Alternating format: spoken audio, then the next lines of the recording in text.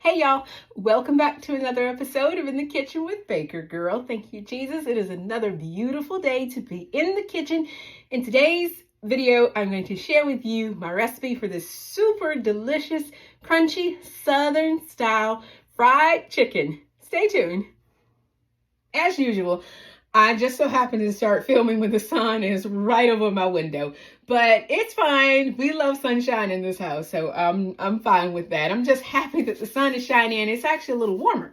Now, today's video is about a recipe that is near and dear to any Southerner's heart, and that is a good old plate of Southern fried chicken. So that's what I'm going to be making today. Now, before I jump into the video, please don't forget to like this video and subscribe so you won't miss out anytime I upload a video or indeed a recipe. Now, the way I start my chicken is I brine my chicken, and I'm going to be using chicken breast.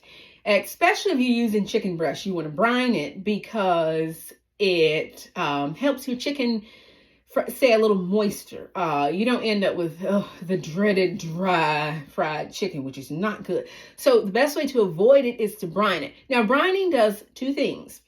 Thing one, it adds flavor and salt to your chicken because you're using salt and water or sometimes sugar.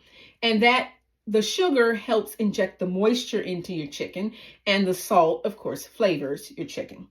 So that's why I brine my chicken. But there's a couple ways you can do it. Growing up, we didn't brine chicken. We marinated chicken in soy sauce. That's what my sisters would use. They would just pour soy sauce in there, put it in the bag, shake it up, put it in the refrigerator, let it marinate, and then they would proceed with frying the chicken, and that's fine. Sometimes I do that, sometimes I don't, but I prefer to brine my chicken. The second thing brining does is there is a whole lot of controversy about, do you wash your chicken or do you not, or do you soak it? This is cleaning the chicken as well because you're soaking it in salt and sugar, and you can add an acid to it. That depends on how long you're going to let it hang out in the brine, though. If it's not going to stay in the brine very long, I'll add lemon juice, or don't add vinegar. I would stick with lemon juice. And so that's another reason why brining chicken is a good idea. So let's start with the brine. So I've got equal parts salt and sugar. So I'm going to go ahead and add this sugar in, and then I'm going to go ahead and measure out 2 tablespoons of sugar and 2 tablespoons of salt. Now, how much salt depends on how long you're gonna let the chicken brine. And I am using pink Himalayan salt, which is my standard salt when I'm cooking.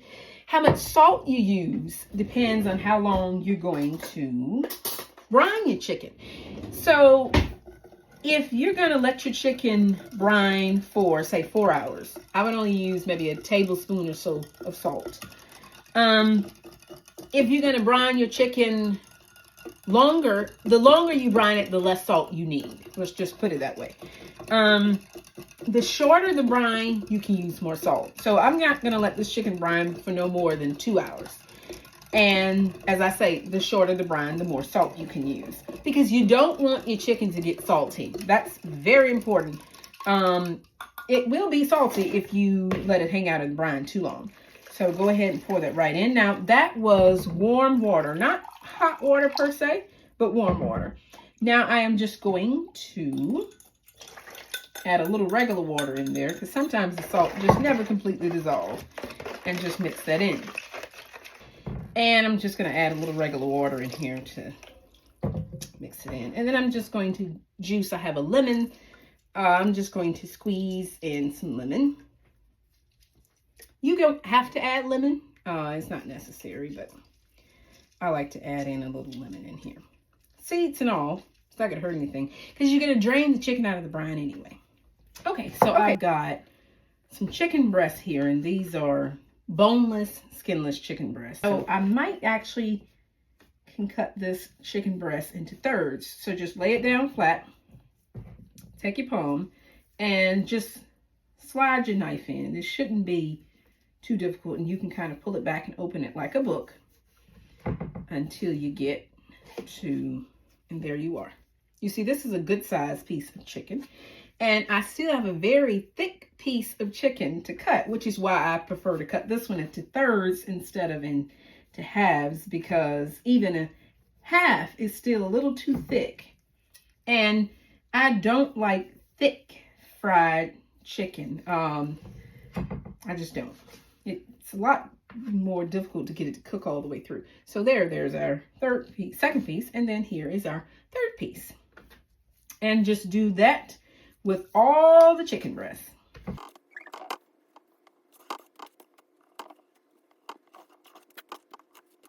So out of those 3 chicken breasts, we have 3, 4, 5, 6,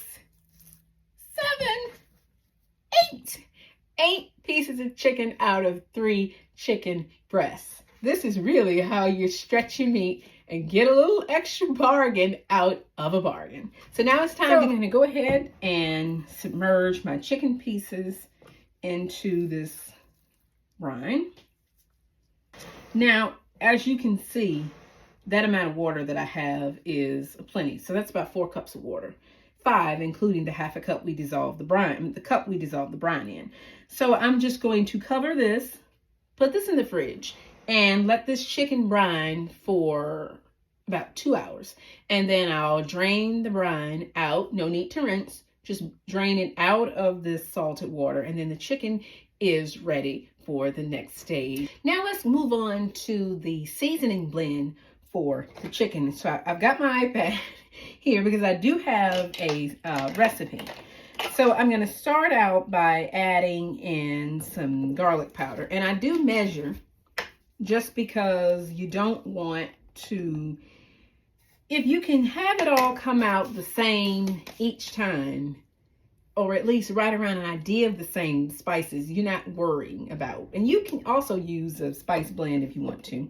I just prefer to use my own because I have heaps of spices. So I'm using a half a teaspoon of garlic powder and a half a teaspoon of onion powder. The recipe will be in the description below. And now I need some cumin.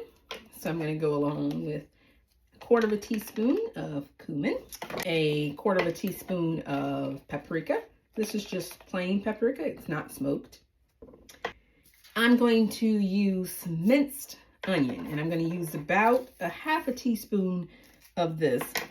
Yes, I use onion powder, but minced onion, for me, it's a little different flavor than just the onion powder. They could very well be the same thing, but for my mind, it's a little different, so I use them both. And then I'm going to add in 1/4 teaspoon of ground sage. Actually, I might go ahead and just add in a half a teaspoon of ground sage because it is chicken. Now, this is smoked paprika, so I'm going to add in a half a teaspoon of smoked paprika. And now let's move on to the other spices. I've got some chili powder. So I'm adding in 1/4 teaspoon of chili powder. I've got some za'atar, that's a Middle Eastern spice. I'm going to add in a half a teaspoon of it. This is a ground chipotle powder, so it is spicy. I'm going to add, and I do want my chicken to have just a little bit of a spicy kick to it. I like a little spice. So I'm going to add in 3/4 teaspoon. Yes, that is spicy. You can always play it safe and go with a half a teaspoon. Or 1/4 teaspoon if you want. And I'm going to add in 1/4 teaspoon of turmeric, ground turmeric. Half a teaspoon of black pepper.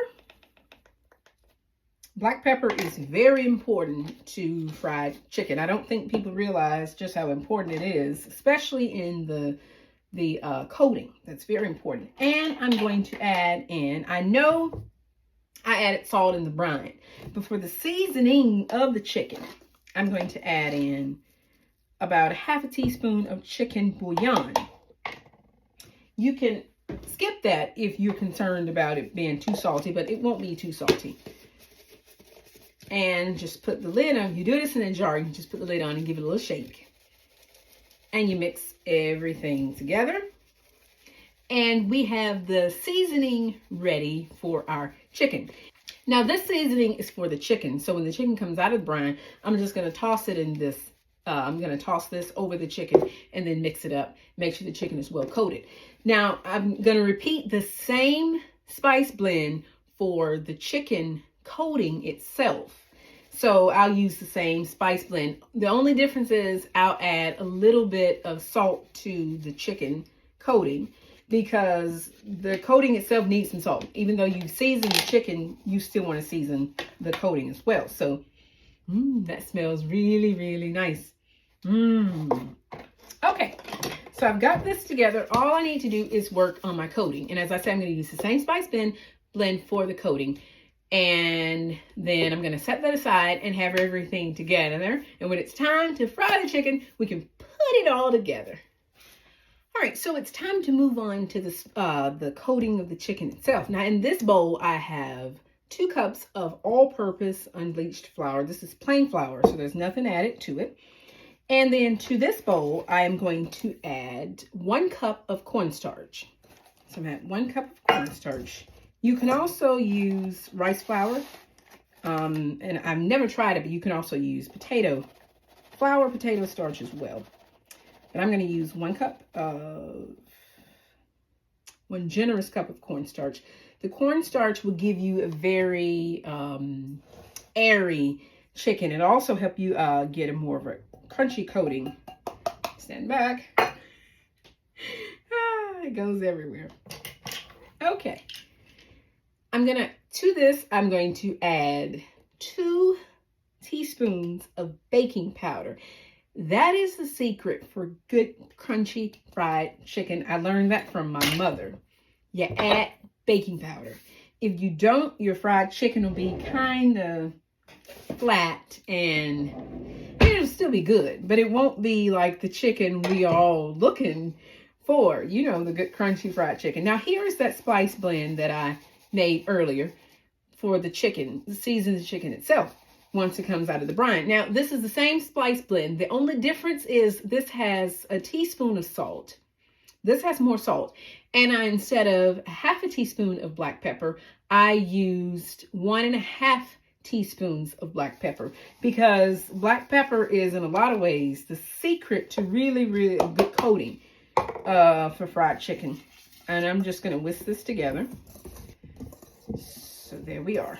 Now, this is the coating or the breading for the chicken. So I can set all of this aside because I have my spice blend ready for my chicken. I've got the chicken in the brine, and I've got the coating all ready to go. All I need to do is when it's time to start frying, all I need to do is start assembling everything and start frying. So once the chicken is ready to come out of the brine, we can then proceed to the frying of this delicious, yummy, Southern style, super crunchy, super crispy fried chicken. Okay, y'all, back now from the brine. I've drained the brine off, and now it's time to go ahead and get the chicken ready for the coating. So I've already got the coating made. Now you need something to make the coating stick to the chicken, otherwise you won't have much of a coating on there. So I've got some zesty Italian dressing marinade. This is how I do my chicken. Like, this is how I fry chicken. So sharing it with you guys because this is how I do it. And mustard. And a friend of mine gave me that tip. Now, you can use egg, but there's 2 reasons why I'm not using egg. Reason number 1 is egg burns on your chicken. It can burn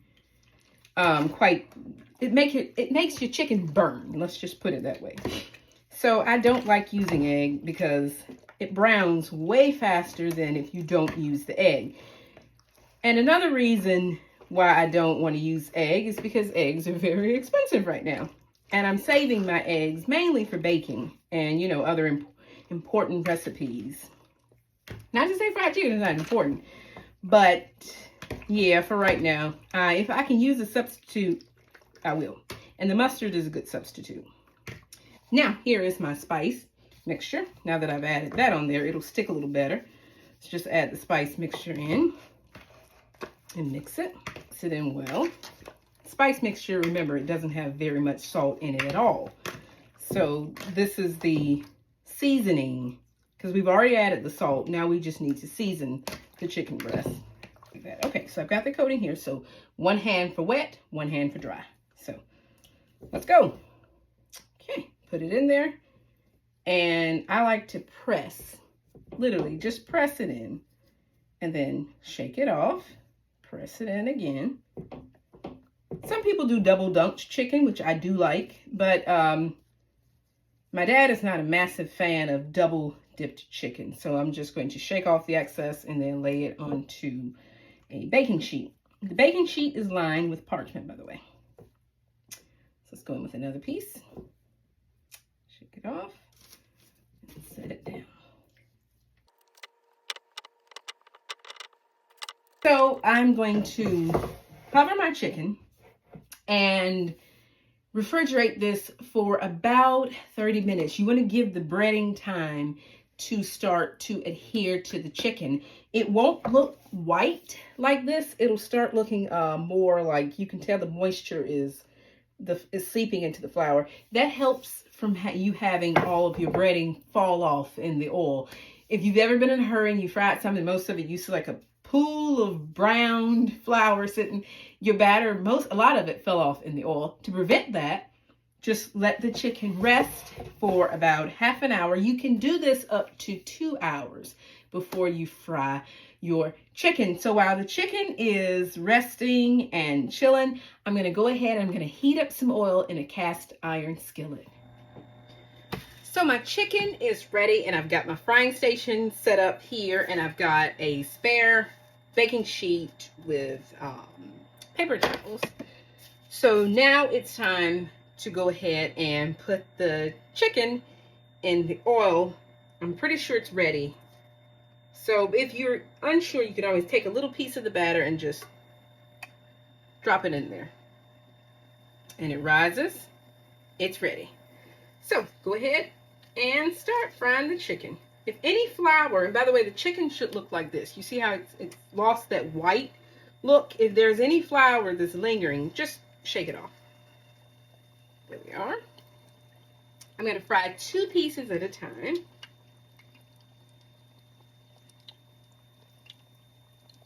There we are. And of course, I'm deep frying chicken. By the way, this is my mother's cast iron skillet. This cast iron skillet, it's, I want to say at least 60 years old.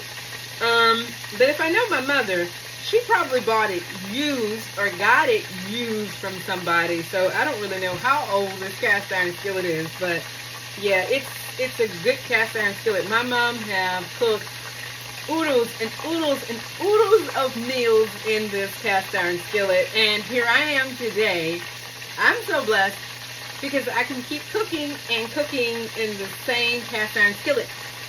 The thing about cooking in dishes that were handed down, especially when you watch the person cook, is it helps you remember how they cook things. If you can cook using the same dishes or pots and pans or whatever it is that they use, it kind of brings back that memory, because it to me, it helps me remember how Mama cooked things if I use the same pans that she used. So I don't know, is that the same for any of you? Do you find that you remember how to recall the memory better, how to cook it, if you use the same pots and pans that your mother or grandmothers used?